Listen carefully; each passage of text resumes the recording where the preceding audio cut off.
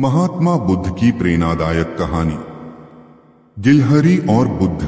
भगवान बुद्ध आत्मज्ञान की खोज में तपस्या कर रहे थे। उनके मन में विभिन्न प्रकार के प्रश्न उमड़ रहे थे।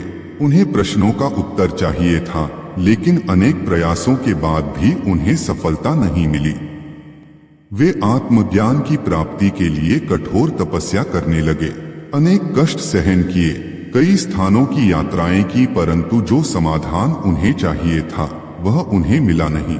एक दिन उनके मन में कुछ निराशा का संचार हुआ। सोचने लगे, धन, माया, मोह और संसार की समस्त वस्तुओं का भी त्याग कर दिया, फिर भी आत्मज्ञान की प्राप्ति नहीं हुई। क्या मैं कभी आत्मज्ञान प्राप्त कर सकूंगा? मुझे आगे क्या करना चाहिए? इसी प्रकार के अनेक प्रश्न बुद्ध के मन में उठ रहे थे। तपस्या में सफलता की कोई किरण दिखाई नहीं दे रही थी और इधर बुद्ध ने प्रयासों में कोई कमी नहीं छोड़ी थी।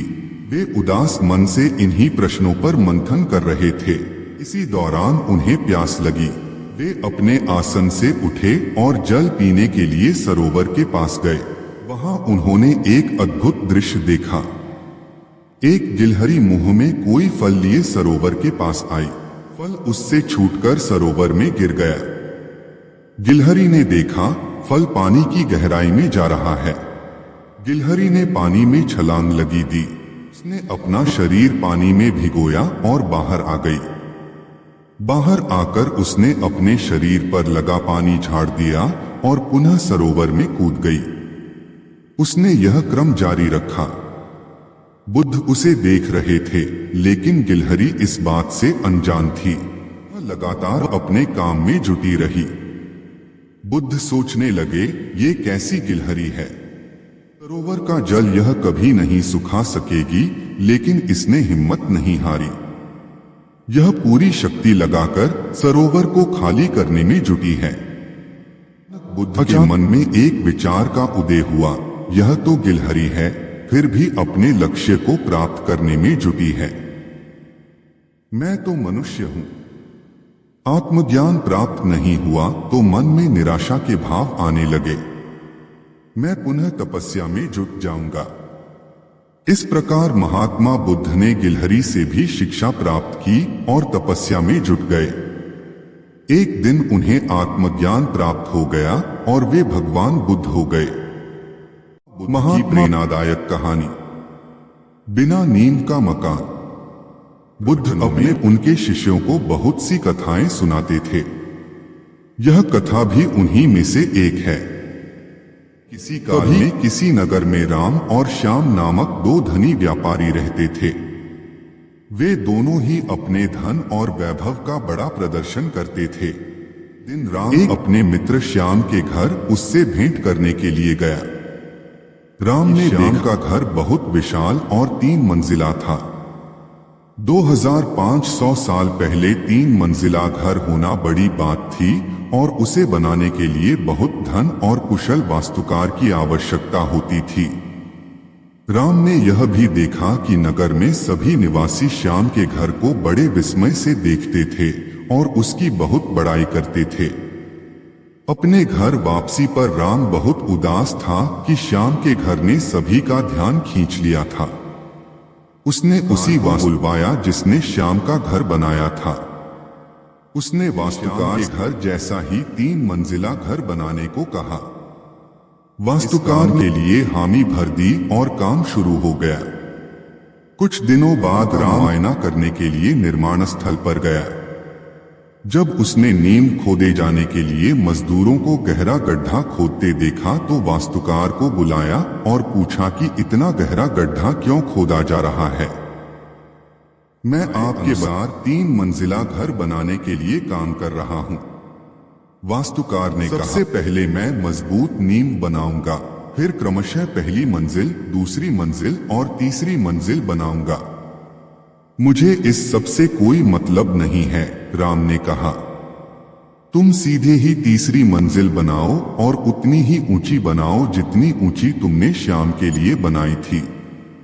नींव की और बाकी मंजिलों की परवाह मत करो। ऐसा तो नहीं हो सकता, वास्तुकार ने कहा। ठीक है, यदि करोगे तो मैं किसी और से करवा लूंगा, राम ने नाराज होकर कहा।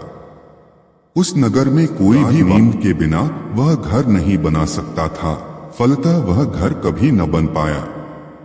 अतः किसी भी बड़े कार्य को संपन्न करने के लिए उसकी नींव सबसे मजबूत बनानी चाहिए एवं काम को योजनाबद्ध तरीके से किया जाना चाहिए। महात्मा बुद्ध की प्रेरणादायक।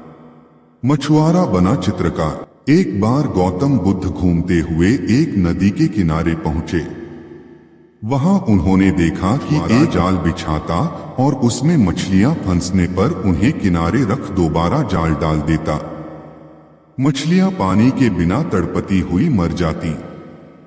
बुद्ध यह देखकर द्रवित हो गए और मछुआरे के पास जाकर बोले, भैया तुम इन निर्दोष मछलियों को क्यों पकड़ रहे हो?